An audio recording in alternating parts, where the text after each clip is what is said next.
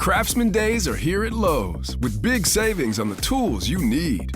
Save $100 on the Craftsman V20 6-tool power tool combo kit, now at $199. No matter what the project is, Craftsman's high-quality, high-performance products empower you to build on.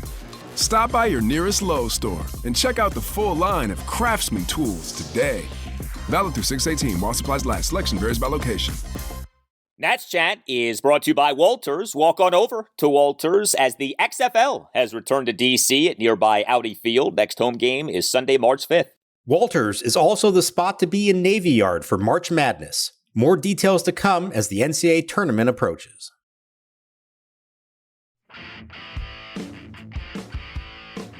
Their work ethic has been really, really good, for a few weeks, even though today was day one. Seeing everybody together, getting everybody in the circle of trust, talking to them guys, a lot of energy today, which was awesome. It was a lot of fun, and getting to meet the new guys and talk to them face to face was pretty awesome as well. And welcome to Nats Chat for Monday, February 20th, 2023, President's Day 2023. A happy President's Day to you and yours, and especially to the man known as El Presidente, one of the best pitchers in Nationals/Expos history, Dennis Martinez, along with MASNsports.com Nationals insider Mark Zuckerman, who is in West Palm Beach, Florida, site of National Spring Training. I'm Al Galdi, host of the Al Galdi podcast. It is great to have you with us as National Spring Training has begun. It is rather appropriate that we are together with you on this President's Day, because this also is the day on which all Nats players are supposed to be in camp. This is the time of year in which the phrase visa issues becomes prominent. Mark, do you anticipate writing the phrase visa issues at all in the coming days? I sure hope not, Al. As of our taping of this, almost everybody's already here. Most of the position players reported early. There's a couple of guys left, and I don't think, knock on wood, any of them are visa issue candidates. So hopefully everyone is there come Monday morning, and it's a different camp than we've seen in the past. You don't walk in and have that one big name looming over everyone. Even last year, when we knew the team wasn't going to be good, you had Juan Soto, you had Stephen Strasburg. Neither of those guys is here. Soto because he's in Peoria, Arizona now. Padres camp, and Strasburg because he's still in D.C. and isn't ready to pitch yet. I know we're going to get to that here. So it's a different feeling, but there's a lot of young guys. There's a lot of enthusiasm, for better or worse, among them. And I'm interested to see how this all kind of comes together. The rebuild started, obviously, in July of 2021, but it feels like they've pretty much cut off almost all ties to the former Nationals, and it's really in full swing now at this point. Yeah, there's no doubt. And there's no secret being made about the state of things. I mean, it was interesting to me watching Mike Rizzo's extended press session with you guys this past Friday. And I don't think he actually finally said the R word, rebuild, but it was used with him in questioning, and he certainly did not shy away from it. And he openly talked about how, the evaluation of this season, it's not about wins and losses. And he really did sound like someone who has come to terms with, the state of things. Well, I see the progress. I see the young big league players on the major league field. I see that backfield full of exciting prospects, and I see that the plan is taking place, is taking root, and I think this is a big year for us to move forward with the plan. So yeah, there is a lot that we do want to get to here with you over the course of this show. We do want to send out a special thank you to a great supporter of the Nats Chat podcast, real estate master Jamie Coppersmith, who was very nice to have us out at the City Ridge Complex in Washington, D.C. within the last few weeks here. We had a great time hanging out with a bunch of Nats Chat listeners, talking about the Nationals, taking some great questions on the Nationals. So certainly a lot of fun doing that. For me, the podcast was a great antidote to that, to keep up with what was going on with the Nats. And so I advertised a little bit on it too, and I kept in touch with Tim Shovers, who started this and is kind of the behind-the-scenes guy. And it keeps growing, and I thought it'd be a fun event for those of us who love the Nats and are interested in the Nats. And great to get going here in what is season 3 of this podcast. So we thank everyone for listening. Always remember that you can subscribe to the podcast. Subscribing costs you nothing, and make sure that you never miss an episode. We'll be with you, over the course of the next few weeks here during spring training sporadically. And then once the season gets going, a new episode of this podcast after each Nationals game day. So we're off and running here. Mark has covered the team since the team came here in 2005. This is a different stage for the Nationals franchise, to be sure. And, regarding spring training, I mean, there definitely hasn't been a ton of news, but it has been a little, odd because, normally you think of spring training, right? And you think about, okay, optimism reigns supreme and hope springs eternal. Here you had Nats spring training getting going last week. And shortly before the start of it, you had the death of the Nats founding principal owner, Ted Lerner, at the age of 97. And then just a day into spring training, we got the bad news regarding Stephen Strasburg, this recurrence of nerve pain, and he has been shut down. And, look, I know that it's not like anyone's looking at the Nats, with great optimism to begin with, but geez, I mean, that double whammy, and I'm not putting them on the same level, but Ted Lerner passes, and then from the get-go, you get more bad Stephen Strasburg news. It's like, man, could we at least have had a few days of good feeling before some of the bad news started coming?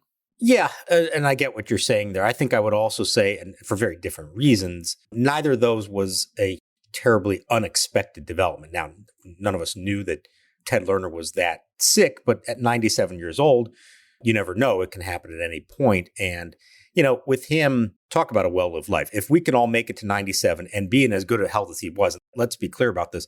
The last several years, through COVID, even last season, he was in great health physically and mentally and was still very much involved in the organization. Now, he had handed over day-to-day control to his son, Mark, in 2018, but he was definitely involved. He didn't just go off into retirement and hang out at his, Palm Springs estate for the last several years. He was involved, especially in the big decisions and, really right up almost to the end, somebody who was all there and physically and mentally on top of it. So, I would hope that any of us can make it that far in life and have that kind of ending to it all. In Stephen Strasburg's case, disappointing, of course, but I think we talked about this winter that there was always this understanding that even if he said he felt good as he began his throwing program, and he did, you always knew he had to start throwing off a mound, start throwing with some velocity, and that there was a decent chance that as he began that process, that issues were going to crop up again, and sure enough, they did. I think the only surprise, maybe from my perspective, is that this happened before he even got to Palm Beach. This happened at Nationals Park a few weeks ago. Now, maybe that was intentional. They wanted him to start trying it there because if there was an issue, there would be no reason to come down here. But what I gathered from Mike Rizzo in that session, I don't know how well it came across if you're just listening to it, if you watched the video of it, but he actually was getting a little bit emotional talking about Strasburg. The thing I feel bad about is Strauss. He's, you're talking about one of the best big game pitchers the best big game pitcher the Nationals have ever had and anywhere in baseball. Sort of referring to this idea that he knows that Stephen feels bad, first of all, but also this idea that he may not be able to end his career on his own terms. And I mean, that for the GM to actually be acknowledging that at this point, I think that's a pretty stark statement and tells you where they're at.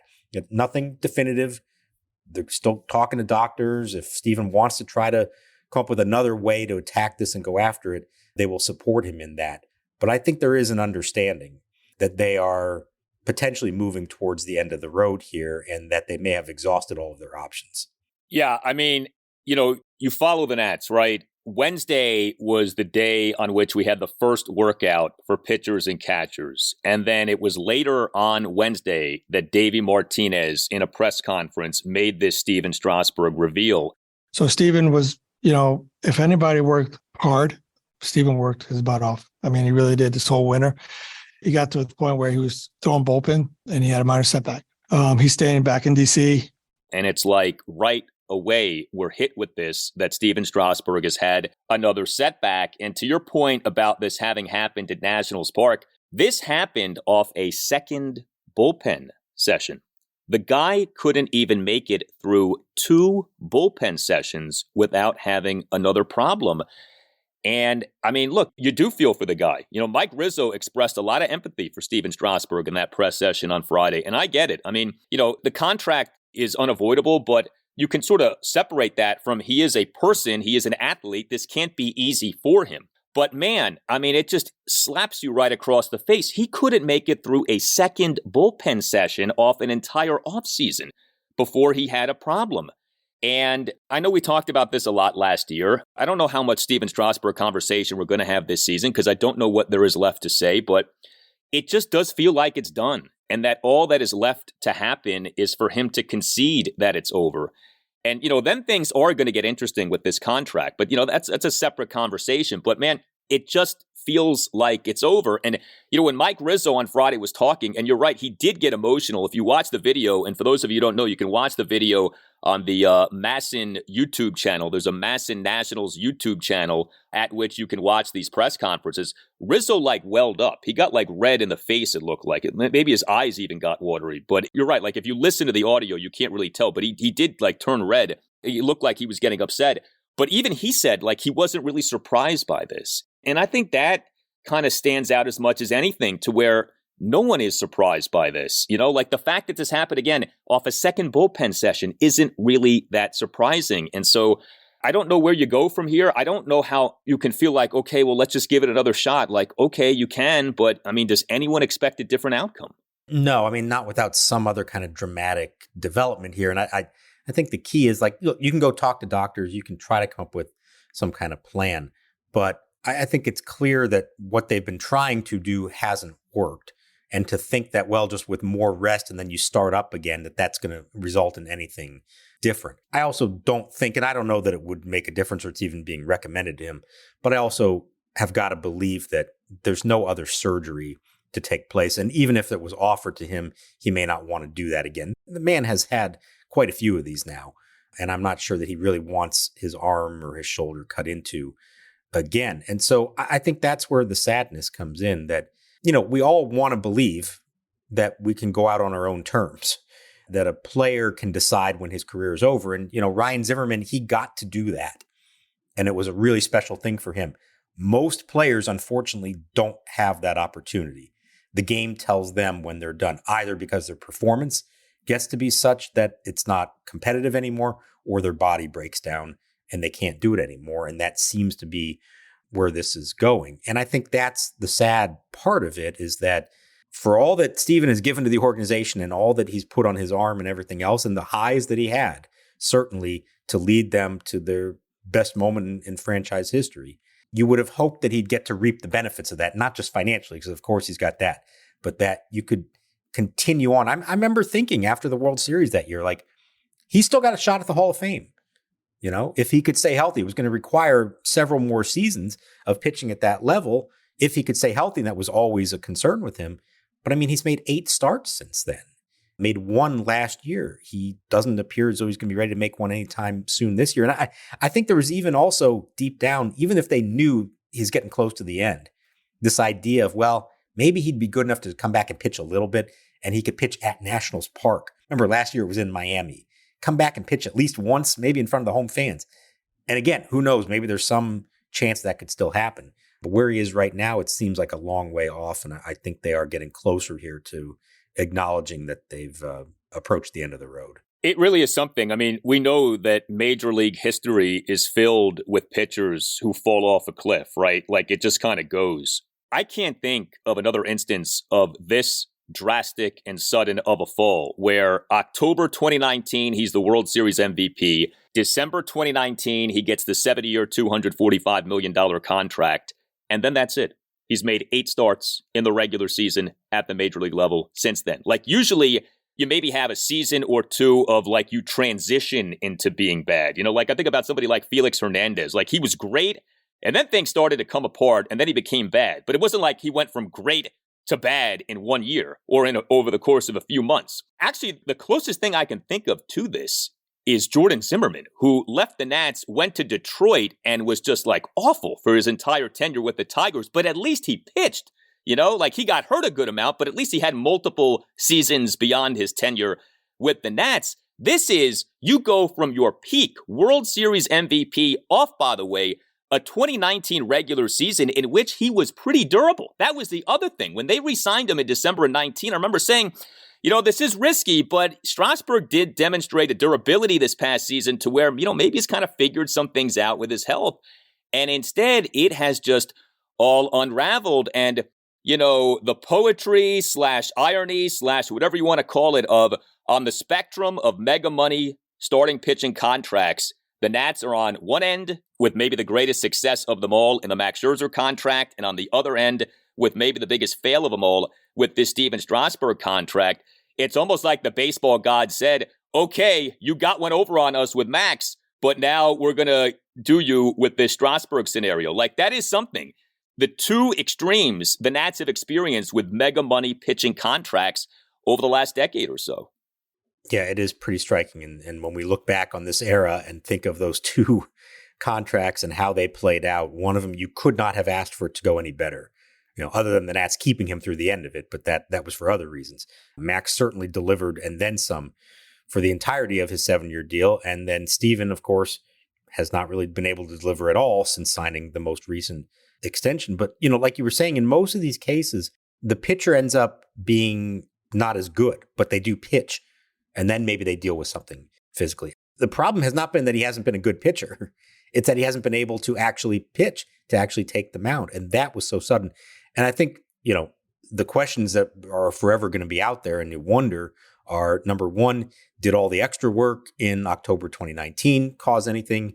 Did the COVID shutdown and then try to ramp up in 2020 do anything? Did the surgery that he wound up having for carpal tunnel syndrome, was that maybe a wrong diagnosis or wasn't necessary? And then that created more problems.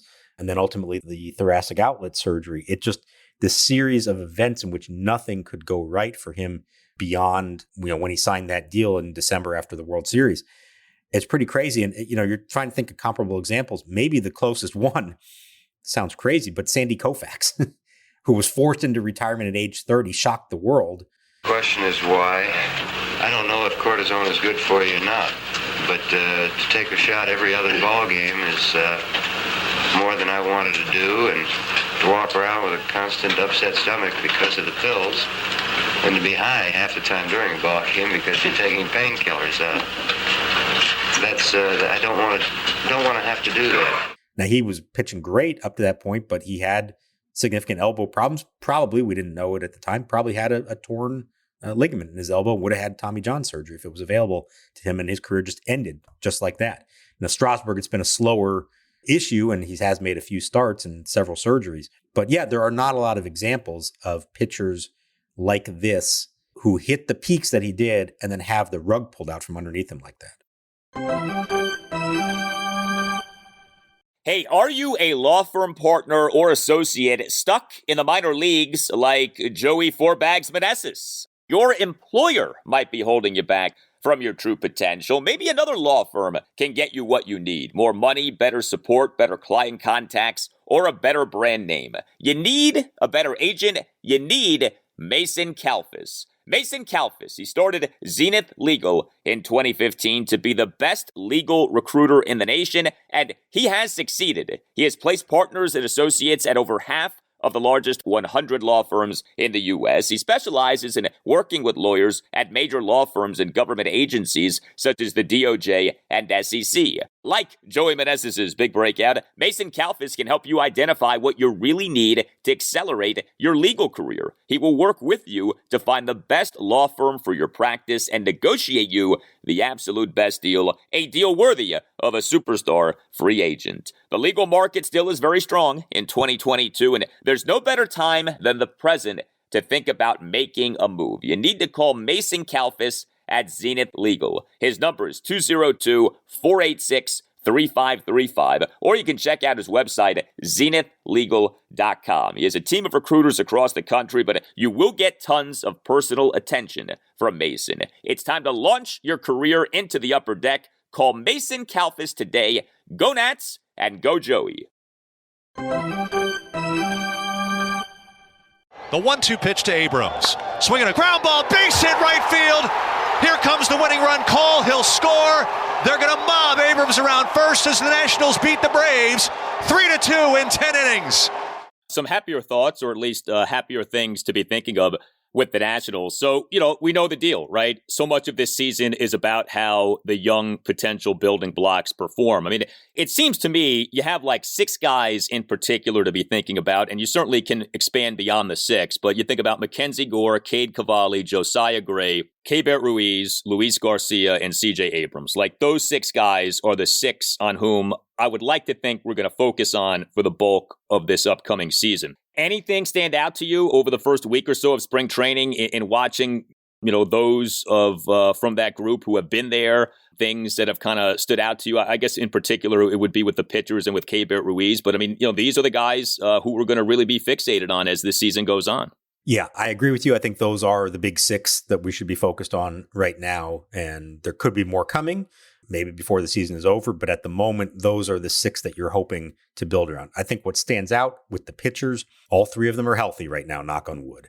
Remember, Cavalli and Gore ended the season on the IL. Both of them appear by all counts to be fully recovered. They've participated in everything. They're on track for everything. They've already faced live hitters. I've watched them face hitters here in the last couple of days.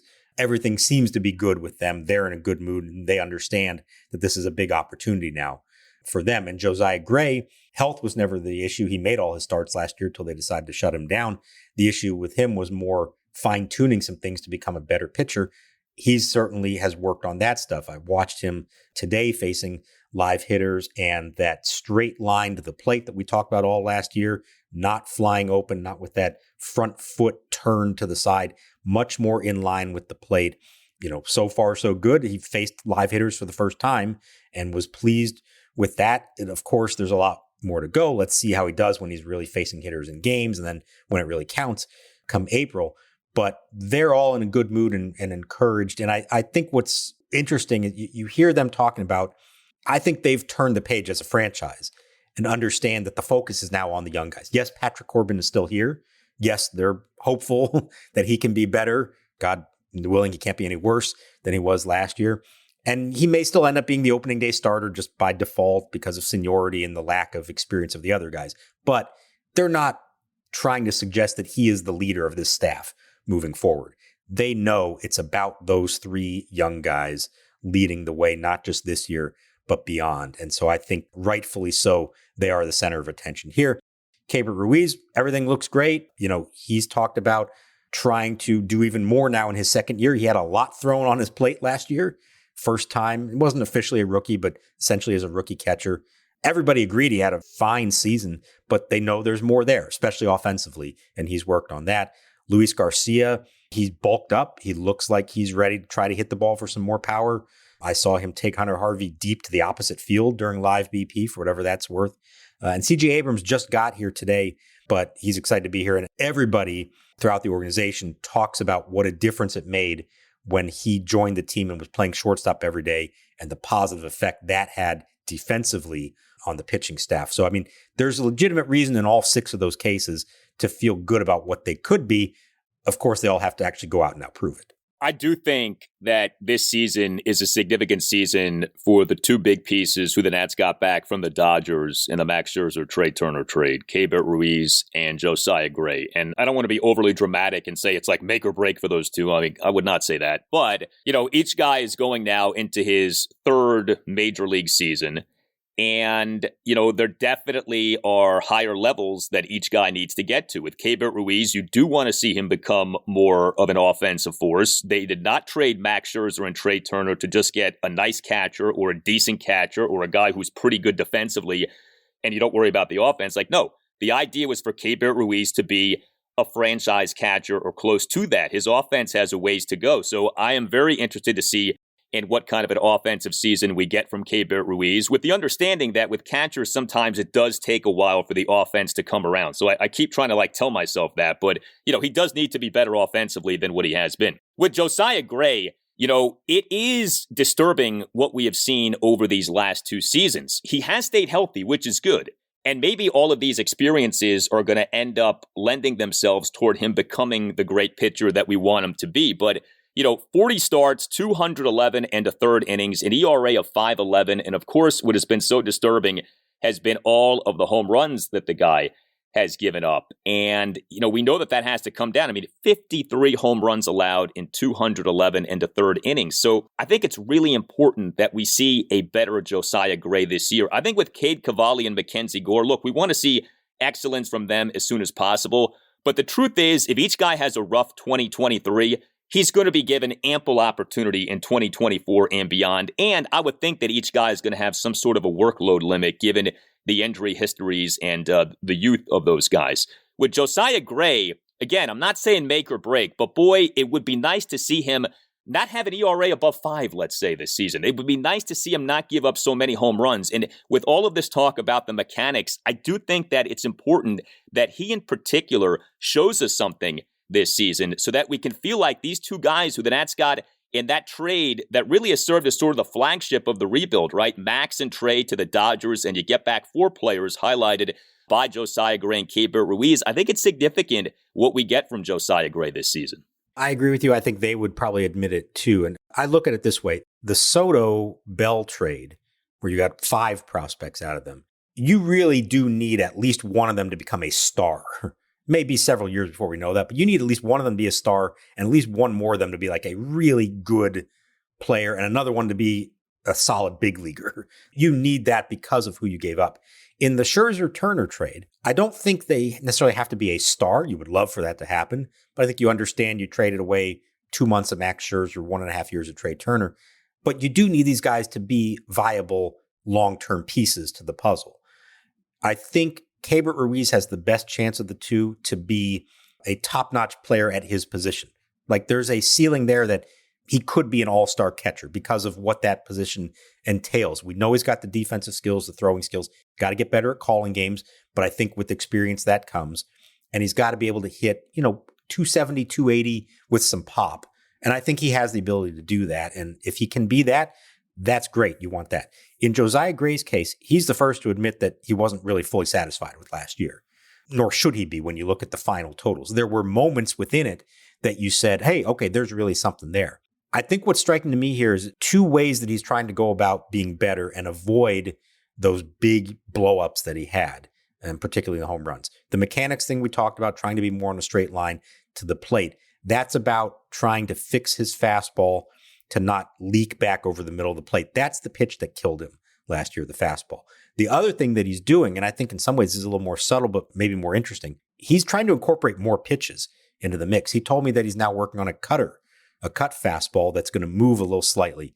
We know late last season he started throwing a 2-seamer, a sinker, to move that way. We already know in advance that the curveball and the slider are 2 very effective pitches. When he's at his best, there were times last year he almost started throwing those almost exclusively. My takeaway from all this is he may be realizing, or somebody has told him, you're going to be better the less you throw straight fastballs.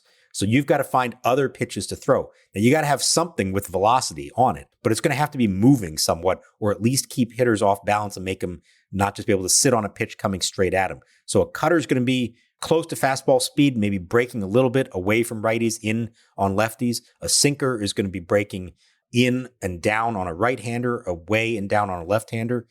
The more pitches he can add like that, and then know that he can go to his curveball and his slider to put away hitters, I think that gives him the best chance. So it's almost like an acknowledgement that, hey, that 4-seam fastball is just not good enough to get big league hitters out. You've got to find another way to do it.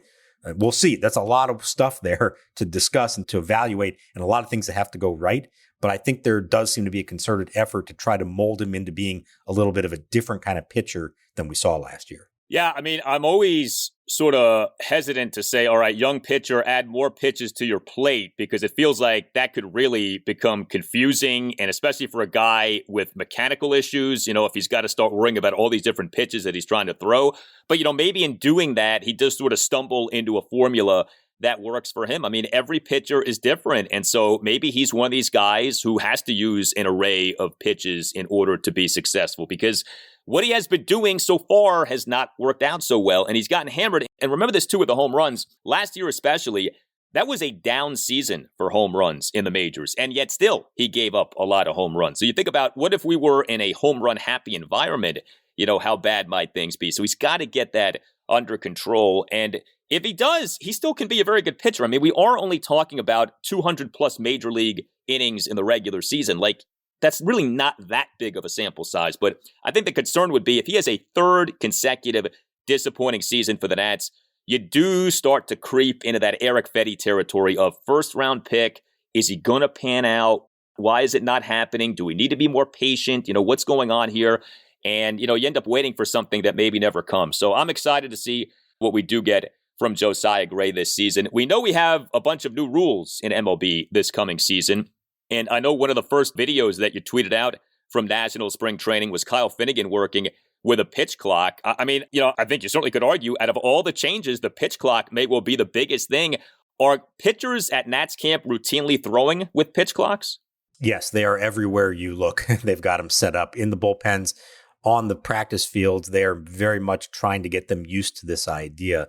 So for those who don't know, it is when the pitcher receives the ball back from the catcher, the clock starts. It's 15 seconds. When there's nobody on base, it's 20 seconds when there is somebody on base. But I think this is interesting. We're calling it a pitch clock, and we think about the impact it has on pitchers. People around here seem to think it actually has more impact on hitters than pitchers. And that's because the hitter has to be in the box and ready to go with 8 seconds left on the clock. And that's a big adjustment for guys who step out, adjust their batting gloves, think through in their head, okay, he threw me this. What's he going to look for on this one and that? It's also going to affect how quickly the signs have to come in from the dugout to the third base coach to the hitter. It is definitely going to be a process for all of them to get used to this. Now, I think it's actually important that they are doing it, that everybody is doing this right from the start in spring training. And remember, we've seen at times over the years where there are new rule changes, and sometimes they don't even come into play until you get to the regular season or even into the season. Remember, the checking for the sticky stuff happened in the middle of the season. They're doing this right from the get-go, and I think they're doing that because they want everybody to have all spring to try to get used to it, so that perhaps by the time opening day arrives, it's a little more comfort level for everyone with it. There are going to be some stumbling blocks. Those first couple weeks, we're probably going to be talking a lot about automatic balls, automatic strikes that are called. Hopefully none that actually impact like a significant moment in a game, but it may happen. But the feeling is that once they get through that initial period of everybody learning how to deal with it, that within a few weeks, it should become routine and something that everybody just gets used to, and we don't even think about it anymore. And I think back to the sticky stuff, as big a deal as that was in those first few days, eventually got to a point that we didn't even pay attention to it anymore. And it's going to be good for the game. Everybody acknowledges it's going to speed up the game, and that's the number one thing. It's a must. I mean, you cannot continue to have on the regular 3+ hour regular season games. I mean, it's just not compatible with the way life is for most people in the year 2023. I'm very happy that MLB's doing this. I know Rob Manfred takes a lot of grief for a lot of reasons. I do applaud him, though. He is a forward-thinking guy. He is thinking of things that I don't think his predecessor thought of, and that I don't think a lot of other people in the game have thought of. And that is trying to make the game quicker and more appealing to younger people. And so, yeah, let's do these pitch clocks and see what ends up happening. And, to the point about like getting used to it, I think so often in baseball and in sports and in life, there's a big change and everybody complains about it. And then like 10 minutes later, you're used to it a lot quicker than you ever thought. And everyone lives happily ever after. The sticky stuff is a perfect example. Remember night one of that, the tantrum that our friend Max Scherzer threw. And not only did he throw the tantrum, but so many people in the media bought that and said, oh, how can MLB be doing this? This is going to be such a disaster. The game will never be the same. And then like a day later, everything was fine. Everything was normal. And nobody even notices the sticky stuff checkups anymore. And I tend to think that that's what's going to happen with the pitch clock. To your point, there probably will be a few incidents in April, okay? And they will be all over SportsCenter and people will go nuts over them. And then a day later, no one will remember. And then a week later, everything will be just fine. And I tend to think that that's how something like this is going to play out. You get used to things a lot quicker than you realize. We all complain, and then the next day, we're all fine. Yeah, I tend to agree. It is going to generate headlines, of course. That's the way the world works now. And things happen so quickly, they spread so quickly that some moment's going to go viral when something costs a team a game because of an automatic ball or strike or whatever else. Now, the other rule changes are going to have a significant impact as well. The lack of the shift, you're going to notice it. It's going to prioritize middle infielders who can cover a lot of ground, are going to be at a premium. Maybe this helps a guy like C.J. Abrams stand out versus others, but it's also really going to help hitters who a line drive to right field and a hard hit grounder up the middle that for 100 years we've just thought off the bat that's a base hit and all of a sudden weren't anymore. Those are going to be hits now. We met Jeimer Candelario for the first time, and he was one of those who the thought was, the lack of the shift might help him. And when the question was brought up to him, he clapped his hands together and said, I love it. I love it. He's genuinely excited for it. I think Dominic Smith's another guy who could benefit from it. So I think that would be a big deal. And the thing that we haven't talked about as much, two things. Number one, the larger bases, which should encourage more stolen base attempts, more running, maybe some more infield singles as well. And the limit on pickoff attempts. You only get 2 of them. If you try a third time, you have to get him out, the runner out. If not, it's called a balk. The runner automatically gets to go. In addition to the, adapting to that, there's going to be a lot of strategy involved in all of these things. Managers, smart managers, and front offices are going to come up with ideas of ways to try to exploit these because it's what they always do. And whether it's the pickoff attempt thing or even the clock, somebody raised this to me. A batter is allowed to call timeout once and step out of the box. After that, he can't do it again. So consider this scenario. You're in the box, you're out of timeouts, and you have to be in the box with 8 seconds to go. The pitcher can throw his pitch whenever he wants, as long as it's before the clock runs out. Let's say he's on the mound, he's ready to go at 8 seconds, the batter's ready to go at 8 seconds, and now the pitcher just stands there and holds the ball for 7.5 seconds. Typically, a batter gets uncomfortable waiting that long. He's going to call for time to step out. You can't do that anymore if you've already burned yours up. So maybe the pitcher can catch the hitter off guard. There's a lot of different things they can play around with here if they want to and try to exploit it. Nobody's really going to know how this goes until we actually see it all in practice. Now, can a batter, in theory, fake injury and say, I called my timeout, but, I just pulled a groin or a hamstring. You got to give me a breather here. Is there an injury exception? Could we have players trying to do stuff like that? Oh, my arm. Oh. Yeah. I think it's the umpire's discretion as far as I understand it to be. And they will have to determine if something's legit or not. Because sure, there could be a time, even forget about injury, but hey, there's a bug in my eye or something like that. I don't know. It's going to be fascinating to see how much leeway umpires give them. You tend to think, you're going to start it out and the umpires are going to let some things slide.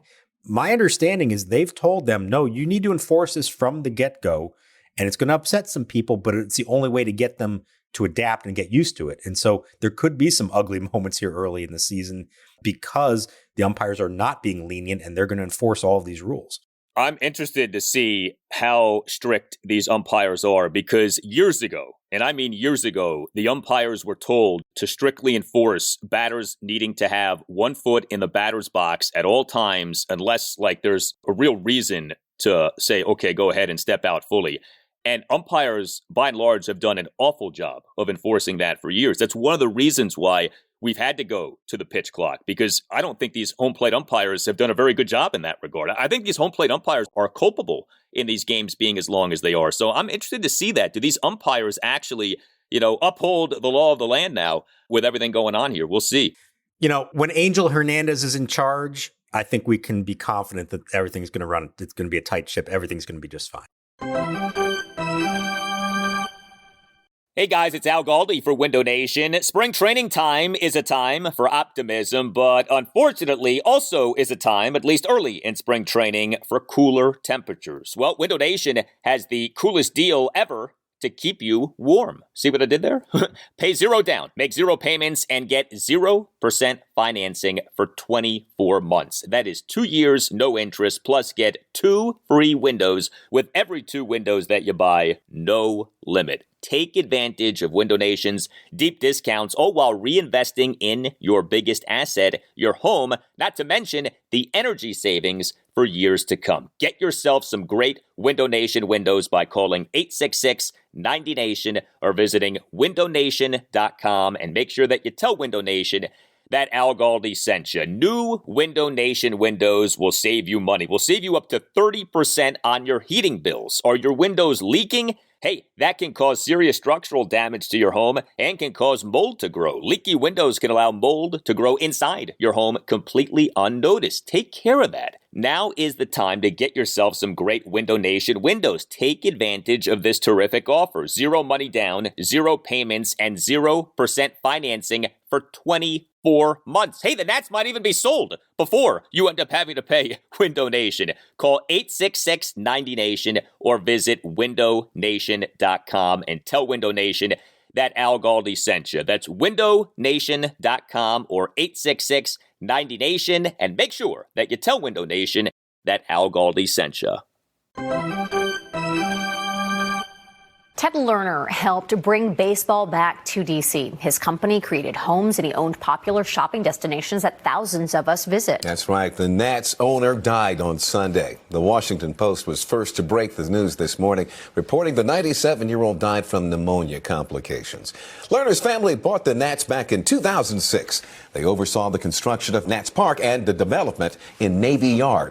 So we've been talking for a while, and we have yet to use the word sale at any point in this installment of the Nats Chat podcast. I think we all needed a break from all of the sale talk. But the truth is, there isn't much to say. The sale of the Nationals appears to have stalled, and it may well be that the Nats are going to be owned by the Lerners for a while. The latest that came out was from Barry Zverlug of the Washington Post, January 31st, quote, "Here's the reality of the national sale process. Some people with knowledge of it are under what one termed the operating assumption that the Lerner family will run the team for the entirety of the 2023 season," end quote. It was last April that the news broke that the Lerners were open to selling the Nationals. Here we are now. We're about to go, we're nearing the end of the month of February, right? About to go into March. It's going to be a year since this news broke, and it certainly doesn't feel like the Nats are going to be sold. I think we all understand the big impediment to the sale, the Nationals' Masson situation. Let me ask you this, because I got asked this question a lot. I think I know your answer is, and it's going to be similar to mine, but the passing of Ted Lerner, does that in any way impact the sale of the Nats or not really? I don't think it does, only in that, he was on board. Like I said, he had still had a lot of influence over these last several years. They would not have put the team up for sale if he wasn't fully behind that idea. So I don't think that his passing changes anything in that regard. I think the reality of the situation, as we've talked about, is the conditions for them selling the team on the terms that they want are just not there yet. And what they hoped they would get, they're not getting for a variety of reasons. And so knowing the way they operate, I don't think this is a case of where they're just saying, hey, we just can't wait. Whatever our best offer is, we can't wait to get out of this mess. It's just not that situation. They will hold out as long as they feel like they need to get what they think it is worth. And so I do think they are going to own the team for the foreseeable future and maybe even beyond that.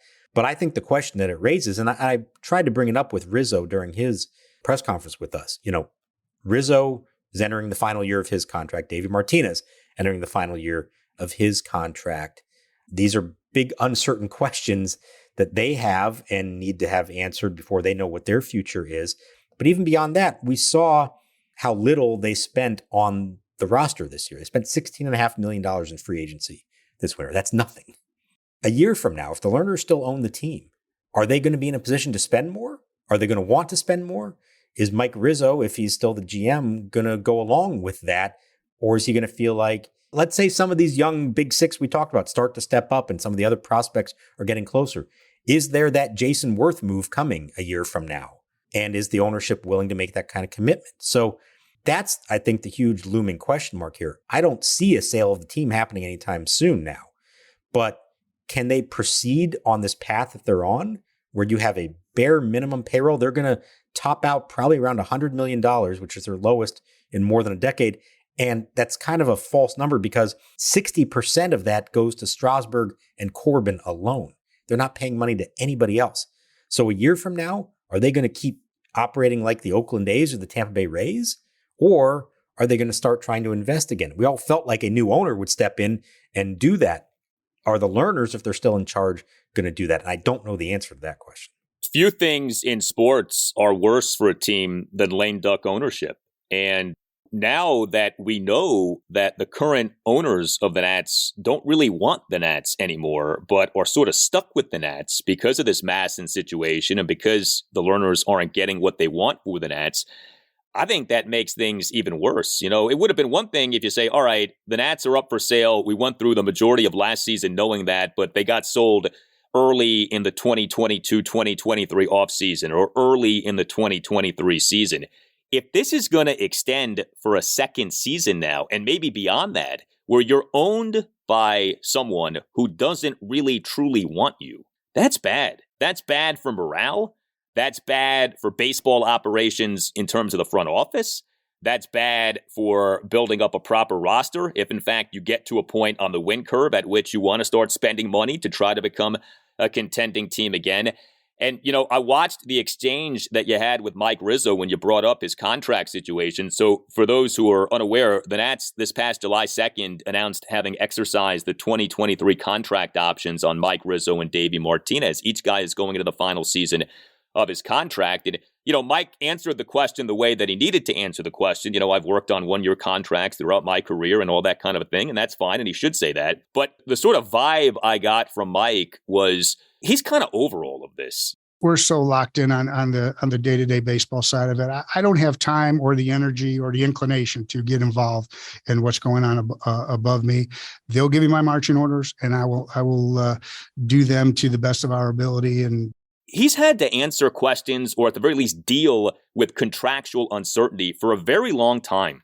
And that's the way that it's been, but that's not the way that it's supposed to be. And that's not the way that it is with a lot of teams. You know, most high-level general managers these days now, they're not on one-year contracts year in and year out, okay? Like 30, 40, 50 years ago, GMs and managers, you know, you think about Walter Alston with the Dodgers. The famous thing with him was he was on like 20-something consecutive one-year deals or something. That's something from like, you know, the dinosaur ages at this point. Now, look, is Mike Rizzo a high-level GM? That's a separate conversation, but he certainly has done a lot with this team. And if you believe in him, you know, it's pretty warped that we keep having to dance this dance of, okay, Mike, your contract's coming up this year. What's going to happen? And to a lesser extent, the same thing with Davey. I mean, if you want this rebuild to go smoothly and to go effectively, you want a front office that is empowered, that has a true direction, and that feels like, okay, we're here to stay, we're building something, and we don't have to think about, well, maybe we're going to be out, so maybe that's going to impact our decision making. And so I think it's bad on a lot of levels. You know, we've also talked about, hey, if you have lame duck ownership, are you spending on infrastructure the way that you need to be? We've talked about the Nationals being so behind other teams in analytics. Well, are they properly staffing the baseball ops department with analytics people if ownership is trying to sell the team and maybe not investing in the team as much as needs to be happening? So yeah, it's rough, and it just, I think what's really unfortunate about all of this is that the sale appears to be going nowhere, and I don't think anyone is anticipating that changing anytime soon. And so, you know, it could be that a year from now, we're still talking about the ownership uncertainty with the Nats. And, you know, it's one thing when you're a bad team like the Nats are right now, but when they do start to climb out of the rebuild, and they will, then what? And, you know, that's going to be a significant item. You know, I think a year ago, it was perfectly acceptable for them to proceed the way they did, believing they were going to sell the team within a year. Well, you're not going to go and give your GM and manager long-term extensions and then hand that over to a new owner. You also weren't going to go and fire anybody and hire somebody new, knowing that you probably aren't owning the team much longer. So you extend them for a year. The problem is now you're in this position again, and you say, well, how do you proceed? If they're still trying to sell the team and think there's a reason that that could happen in the next year, are you going to offer one-year deals to them? And are they going to accept that? Probably not, I would think. Are you going to offer something longer term? And then if so, are you now handing that over to a new owner? Or are you now coming to the realization that you're actually going to own the team for a longer period of time, in which case you can make longer term decisions? So all these things, you can't answer any of the questions until you know the answer to the biggest question of them all. Whether we know it publicly or not is one thing, but I would hope for Mike Rizzo and Davey Martinez's sake and everybody who works underneath them, that they get some kind of clarity from ownership. What is the plan? What is the strategy? Not just this year, but beyond. I think they've earned that right to know where this thing is going. Now, maybe they do. Maybe they have gotten that sense and we just don't know it publicly. But to think that this could just all play out and now they're stuck in this situation where again, do you give them 1 year to come back, or do you fire, or do you not renew them at the end of the year? Do they decide they want to walk? I don't know. It's a messy situation, potentially very messy situation. Up top, they don't have to do it immediately. I know they're dealing with obviously a much larger family issue and mourning the loss of their patriarch. But as we get closer to opening day and they have to proceed forward, we do have to have some kind of sense of what is the plan this year and beyond. And even if we don't hear it, at least the people in charge of all these departments need to hear it. And you think about this too, because look, it may well be that Mike Rizzo should not be the GM anymore. He has not had a good last few years. He has not had a good last, really decade in terms of drafting and player development. So if you say, all right, you know what, the heck with it, it's time for the Nats to move on from Mike Rizzo anyway. Okay, so now you're going to be in the market for a new GM. In theory, you want to get someone who's smart and forward-thinking and on the rise. So what, are you going to offer him a 1-year deal? Like if you're trying to get one of these, high-level Ivy League types or someone who is, sought after by other teams and is an up-and-coming guy with another organization, like you're going to have to spend some money. You're going to have to give this guy, a 3-year contract, a 5-year contract. You're going to have to pay him more than probably you've been paying people for a while in terms of front office people.